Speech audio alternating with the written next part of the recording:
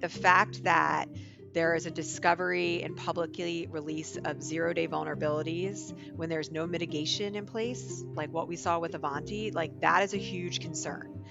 Because our net defenders, the people who are doing and patching large systems, they are exhausted. They are seeking prioritization. They need help to better understand what they have to protect against. And if we're talking about vulnerabilities or releasing things with no mitigation or patch in sight, that is hugely concerning because that is just causing a huge distress across the entire cybersecurity communities.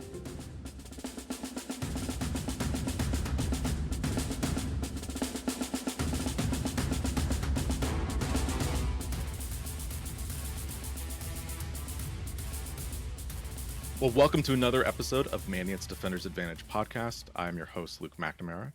My guest today is Morgan Adamski, who leads the National Security Agency's Cybersecurity Collaboration Center.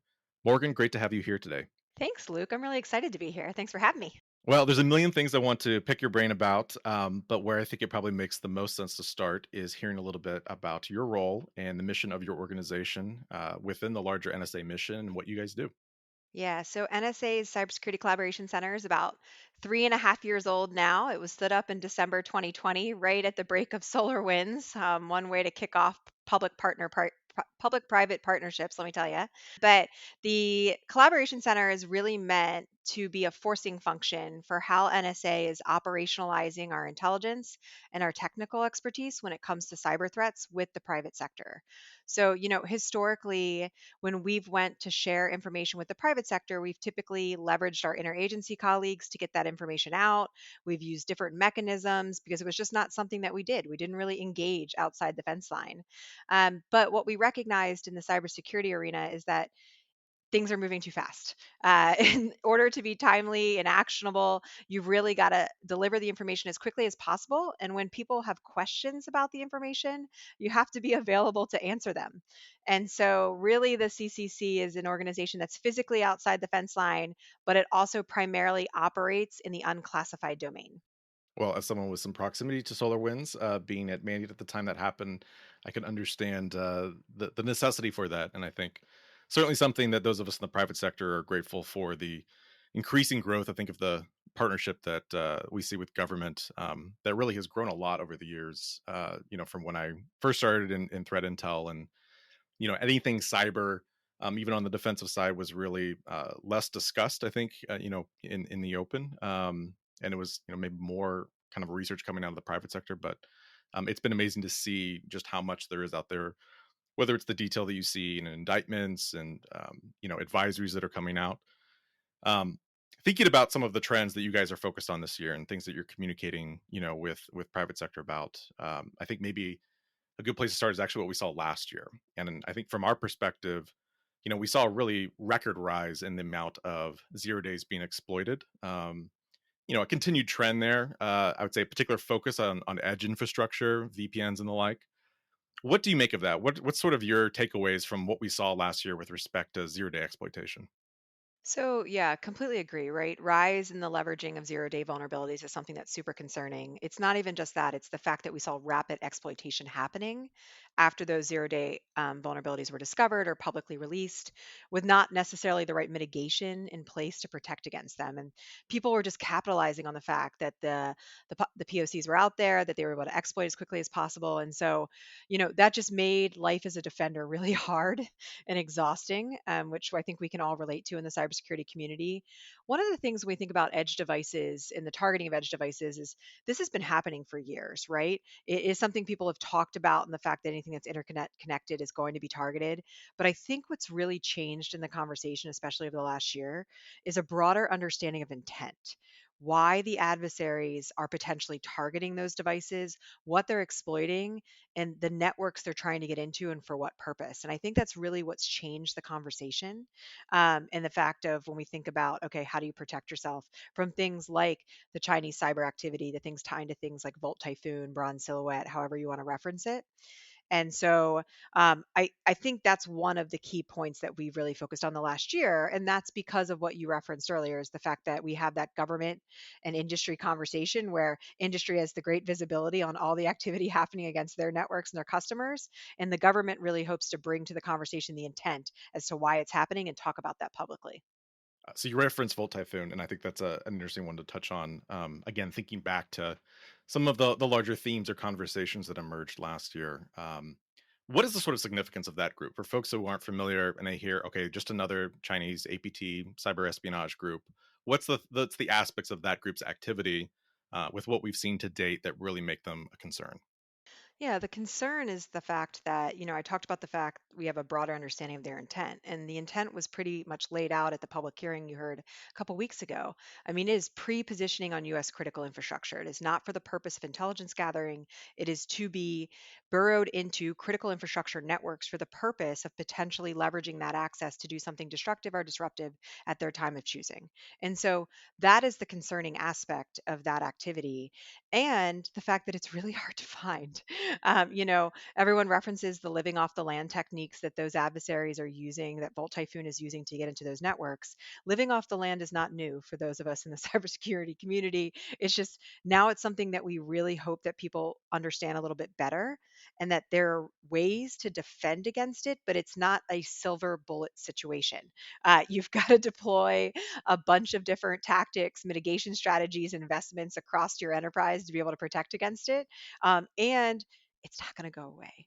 So Volt Typhoon continues. We continue to find activity. We now reference historical activity and realize that it was Volt Typhoon. And so it is going to be a constant threat and something that we all kind of have to defend against together. Yeah, and I think that's an excellent point for those who do see this as just another, Chinese APT group. The focus here, especially when you look at some of the targets where they've shown up, not targets that have necessarily intelligence value, but ones that could certainly have a cascading impact were they to be disrupted down the road. So, notable difference there than what we've historically seen with respect to IP theft or some of the other operations from Chinese espionage groups. Yeah, and a lot of, one of the other pieces of this is a lot of net defenders, SOCs, IT teams, they're looking for loud, noisy activity. They're looking for large amounts of exfil coming out of their networks. They're looking for common IOCs that they can tie to this and just say, okay, I found them, I've gotten them out, or I've null routed or shut those devices off. It is not that simple. There's no massive amounts of exfils, there's no easy IOCs associated with the Volt Typhoon. And I think that's one of the key aspects that makes this very difficult because we need companies, the big ones with the massive threat teams, and really small companies with no cybersecurity expertise to be able to defend against that. And that requires a whole different range of conversations. I think it's a great point. And especially once you get into the topic of critical infrastructure and even some of the sectors that we know were impacted here. Some of the sectors are not as well resourced historically when it comes to security, but they play very important roles in our daily lives. You think about water utilities, transportation, et cetera. And so I think that this is certainly something very important to kind of, flag for the larger attention of these critical infrastructures. Yeah, and we reference them. I know our CISA colleagues reference them as target rich, resource poor, right? And so for those particular companies, I think one of the key things that we've tried to emphasize, and I know has been messaged quite frequently recently, is that there are a number of services, things that even our commercial partners like Mandiant provide that are available to these companies that maybe we don't do a great job of consolidating into one list, but they're out there, and a lot of companies can benefit from these cybersecurity services in different ways that will help to protect them a little bit against some of this activity. So we talked a little bit about 0 days. We talked about Volt Typhoon. Moving into this year, into 2024, what are some of the themes and trends that you're following or you're keeping an eye on? Again, anything from could be just TTPs like living off the land and seeing how threat actors, not a new technique, but maybe increasingly adopt that, to maybe kind of larger geopolitical trends or some of the things that the big four are doing with respect to threat activity. So, operationalizing vulnerabilities, right? The fact that There is a discovery and publicly release of zero-day vulnerabilities when there's no mitigation in place, like what we saw with Avanti. Like that is a huge concern, because our net defenders, the people who are doing and patching large systems, they are exhausted. They are seeking prioritization. They need help to better understand what they have to protect against. And if we're talking about vulnerabilities or releasing things with no mitigation or patch in sight, that is hugely concerning because that is just causing a huge distress across the entire cybersecurity community. So that is something that we are trying to determine what's the best way forward, not just in the government, but with our private sector partners. How do we create ways to determine what's being exploited first and then release that to people so they know what to focus on? I think that's one thing that we're going to look at in the next year on how do we improve that kind of minimizing that gap. The second piece, you can't get out of a conversation on cybersecurity without talking about artificial intelligence and generative AI and the role of LLMs. And, you know, I think the one thing for us in the cybersecurity community is there is huge opportunity, because a lot of us have been using AI for different purposes as part of our regular business practices, and in different ways. But how do we take that technology and leverage it even more as a cyber defender in some of our workflows and processes? I think that is something that we want to make sure people recognize because people always want to talk about the risks associated with AI. There are also extreme benefits. You just have to use it in a safely and secure manner, right? So on the risk side, NSA recently stood up the AI Security Center, which is also part of the Cybersecurity Collaboration Center. And that center is really focused on providing best practices on how you do safe deployment of AI networks and systems for those people who want to leverage the technology, as well as releasing information in conjunction with companies like you guys. I know you guys released a report earlier from a Mandiant perspective. There was a recent report on cyber threats as well on what actors are looking to use AI, LLMs in particular, and how they're using it to their benefit. Because if the offense gets faster, so does the defense. And so we got to kind of focus on that effort. Um, the last thing that we're really focusing on, to your point, is not necessarily a geopolitical issue or an adversary issue. It is just the fact that we've got to upskill a significant workforce to keep up with this technology, the threats, and just the things that we need to deal with on a regular basis. Every cybersecurity professional gets burnt out. It's just a way of our business. And so we've got to create healthy workplaces that people want to be a part of and can continue to use their technical expertise for good, but also grow the next generation of workforce that's going to have to continue to deal with these threats. And so those are probably the primary things we're focused on. Yeah, with respect to the AI component, obviously we do a lot. There's a lot of thinking around that here. I think the speed piece that you mentioned though is very important because that is really an area, and the workforce development and workforce uplift. Because I think it also gets back to how do we scale the resources that companies already have, and they may be limited, but I think when you look at some of the things that people have creatively looked at using LLMs for, like being able to write YARA rules very quickly or decode PowerShell strings, I think there's very basic tasks that are able to kind of speed up, those kind of more toilsome functions. But if they result in faster speed on the part of the defender, then we're helping close that gap with the adversary. And I think that's always a piece we could certainly do more around.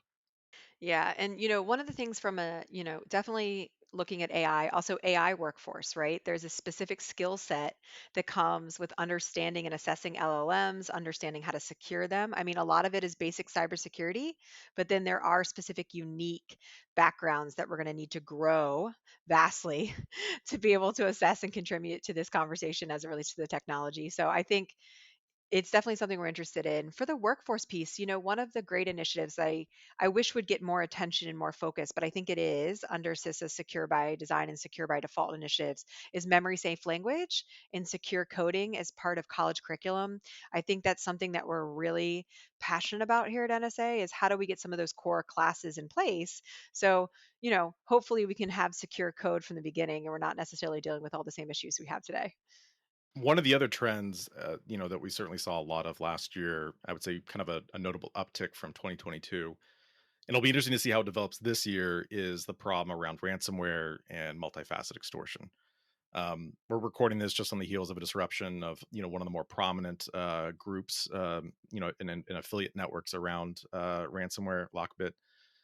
It seems like it's a space that's always in flux. There's certainly a lot of creative ways in which adversaries in that ecosystem are always looking to kind of monetize their access, find new ways to extort. And it's always been in flux, for years now.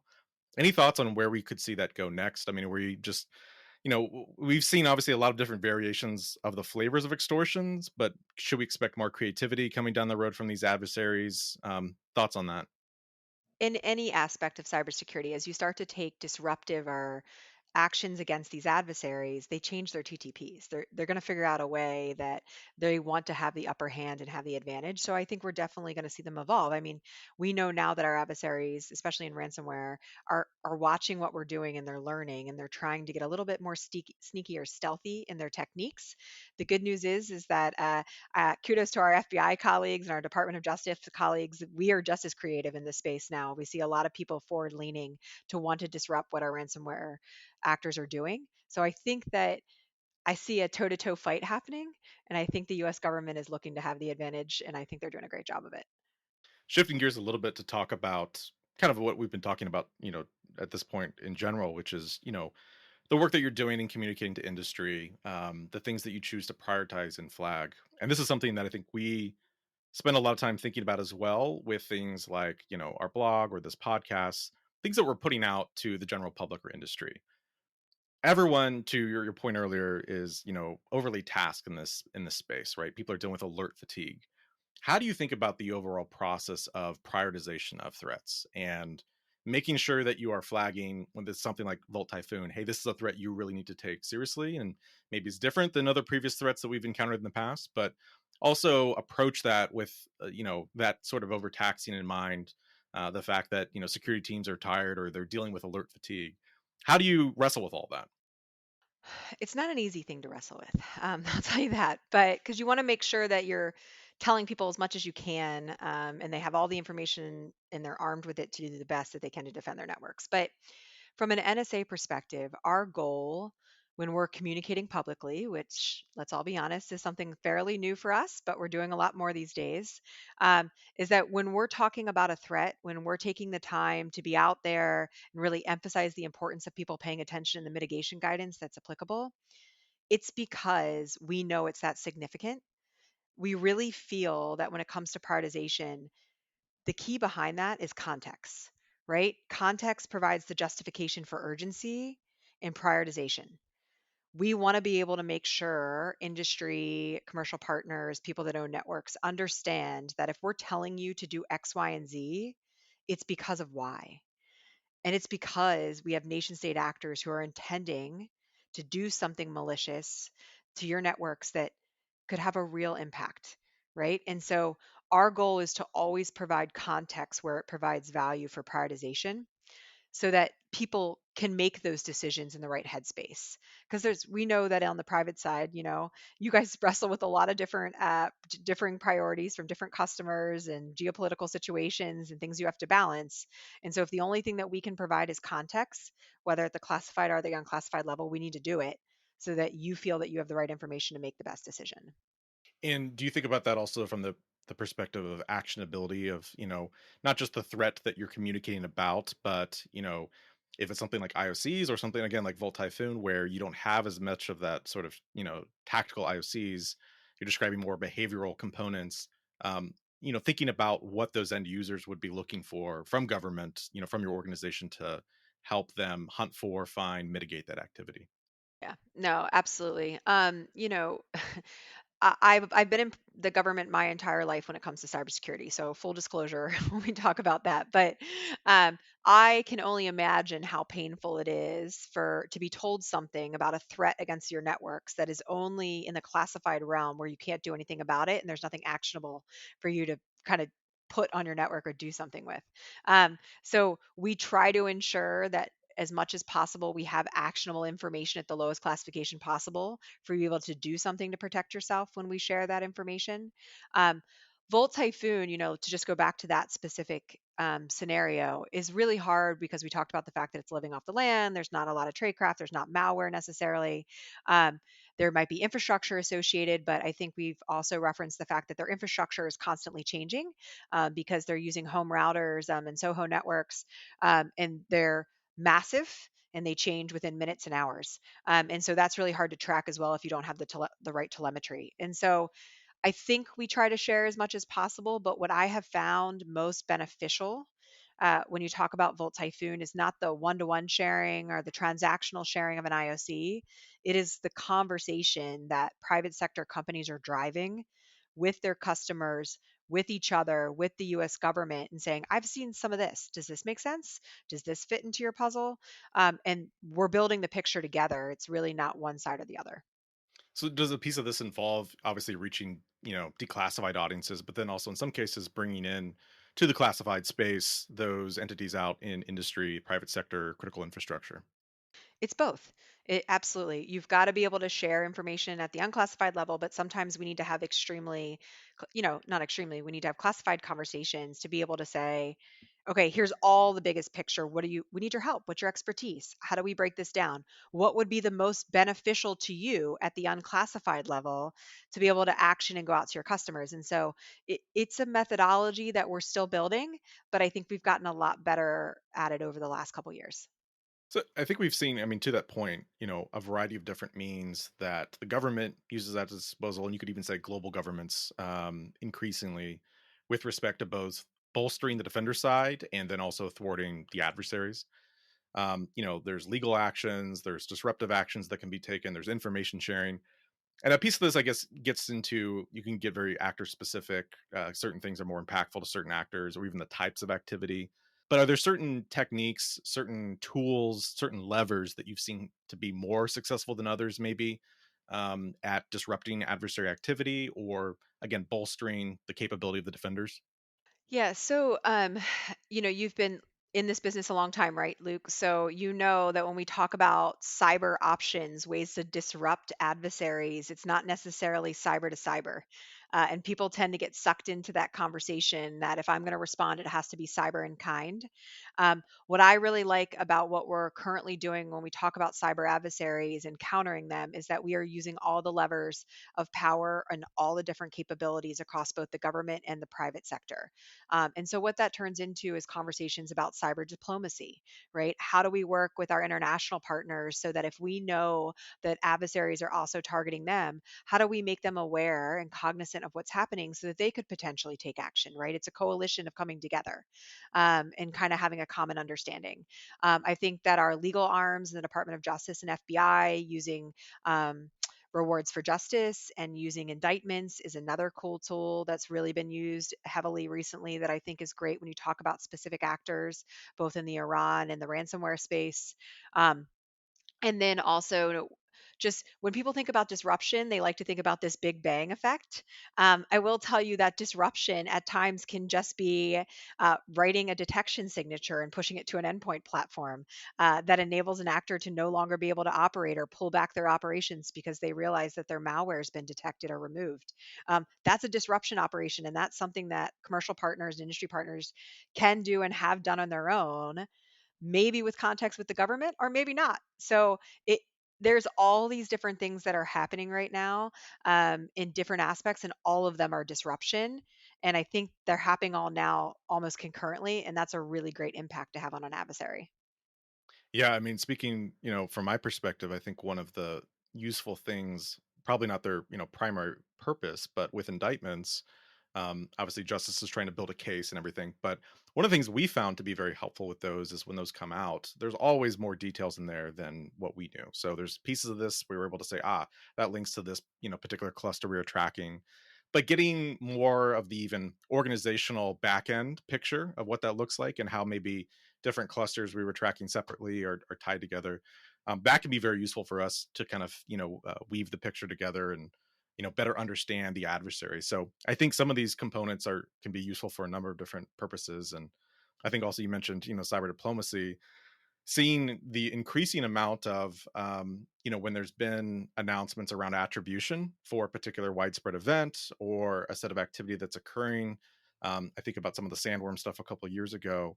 It's been interesting to see kind of the growing coalition of countries that are have the right personnel and are trained and comfortable enough to talk in those terms and understand the attribution piece, and that sort of leading to a global collective response is really interesting to see.